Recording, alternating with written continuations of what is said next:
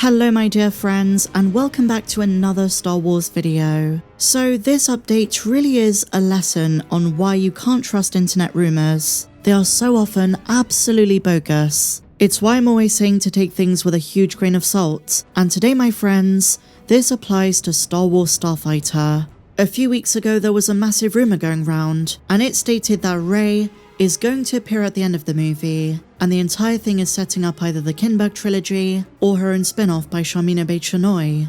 The idea being that the central plot revolves around Ryan Gosling delivering his nephew Flynn Grey to Rey's Jedi Academy, and upon hearing this, instantly, excitement and anticipation for the film completely died down. But it turns out, those rumours might have been bollocks, not confirmed to be debunked, but very likely. Was it outrage over nothing? Did we fall for something that was never in the cards in the first place? Well, reading between the lines, and like I say, nothing is confirmed, I feel like this is what Shawn Levy is alluding to. And it also puts into question the other rumour that Mara Jade is the character being played by Amy Adams. And the truth is, my friends, we know nothing about this movie. Everything that's just come out from Shawn Levy has debunked all our assumptions. So let's dive straight in. What are we talking about? In a brand new interview with Collider.com, the director Shawn Levy has cleared up a few misconceptions. Number one, it's an entirely new cast. So while there was speculation, even from my end, about Poe Dameron, maybe REY, he says no. I will return to the Oscar Isaac situation in just a second. But when it comes to the story, while it's post episode 9, he says, quote, "It's an all-new non-sequel, non-prequel adventure. And while it inherits legacy themes, I really wanted to give Star Wars fans something fresh. Disney and Lucasfilm discouraged him from using familiar characters. And this tracks, given what we know about Bob Iger and the Hunt for Ben Solo situation, the fact Lucasfilm said yes and they wanted more Ben Solo but Disney said no. I can also imagine that even if Shawn Levy wanted Rey in this film, they came back and said, sorry, this is a standalone. Rey has her own trilogy coming up, the Simon Kinberg trilogy, another spin-off by Shawn Levy, and this was not the place." And he goes on to say, quote, "Lucasfilm has been so encouraging of me doing something new. There's no pressure to be derivative or limited by an obligation to what came before. And judging from his tone, I think Shawn is being honest. I genuinely think he's being frank. There doesn't seem to be any deception. And why would there be? If he's being truthful, and it's a brand new story, new characters and so on,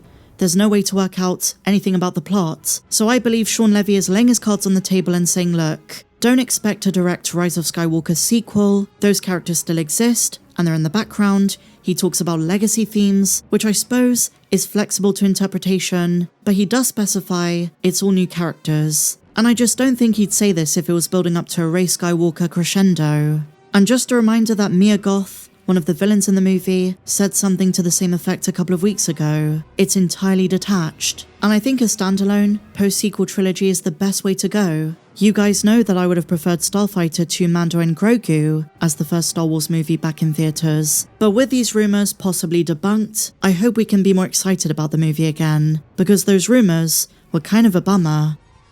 But that's not the only revelation from the director. Shawn Levy reveals they're already over halfway done with filming. This is probably the smoothest production of a Star Wars movie in a very long time. And he also teases that Starfighter's gonna give us new planets and new aliens, and he says being on set brought him back to his childhood, being surrounded by this amazing iconic universe. But with new planets and new characters, this movie sounds like it's going to do a lot for Star Wars world building. There's something especially invigorating about seeing brand new Star Wars planets in the cinema for the very first time. Say what you will about the sequels, they are my personal least favourite trilogy, but planets like Crate, Takodana, Pasana, and Ahch-To were visually gorgeous. And as we gathered from the behind the scenes pictures, one of the new planets is an ocean world. So I don't expect to return to many familiar locations, and it's about time Lucasfilm expanded this era and actually made the Star Wars universe feel as huge as it supposedly is.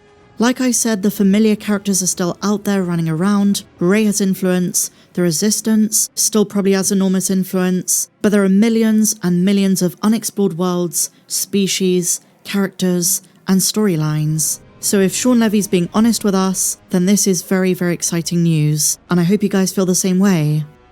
But there is another Star Wars movie update making the rounds, but this one is far more surprising and adds credibility to what Shawn Levy was just talking about. Remember how I said there's probably no Daisy, but also no Poe Dameron, no Oscar Isaac? Because initially I thought, with this movie being titled Starfighter, with there being X-Wings, with it being post-episode 9, this would be the perfect place for a Poe Dameron cameo. But after this latest piece of news, I severely doubt it. He spoke out against the mouse, and a part of me thinks he wouldn't risk this if he knew he was returning for another Star Wars project. It's also why I initially thought John Boyega was going to return in something, but given his recent criticisms towards the mouse and towards Star Wars, I'm thinking maybe not. After being asked the question on if he's open to return to the galaxy far, far away, on the grounds of politics, Oscar Isaac says he's not so open to working with Disney. And this of course relates to the Jimmy Kimmel suspension. Now I'm not going to get into talking about American politics,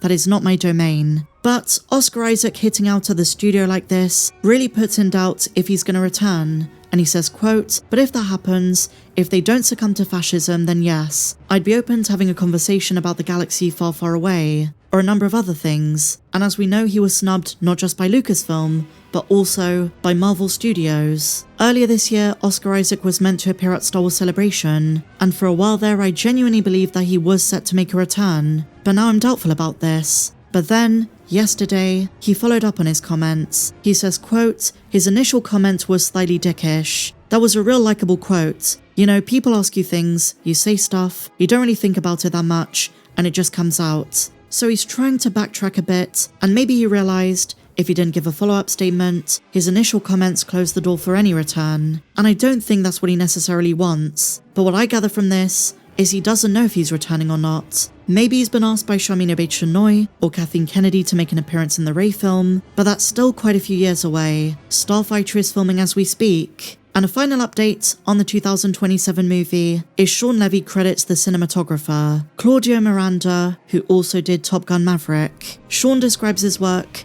as a huge gift to a Star Wars movie, and when asked about his contributions, he said this: "I call him the professor because he loves the nerdy figuring out of prep. He loves to design camera platforms that don't exist. And this movie is going to, quote, break new ground, and is going to be an incredible, visually stunning, visceral, kinetic ride." I'm so excited. Could you imagine if Starfighter ends up being the best of the Disney Star Wars movies? I believe Rogue One is the one to beat in that regard, but who knows? This one might come close. It might be the skeleton crew of Star Wars movies, where in the build-up to it, there's a bit of fan doubt about the creatives like John Watts and Chris Ford, in this case Shawn Levy, but after it dropped, it was praised as being fun and a very memorable Star Wars project. But what do you guys think? Are you encouraged by this news? Are you happy that the rumours might be debunked? Share your thoughts in the comments down below.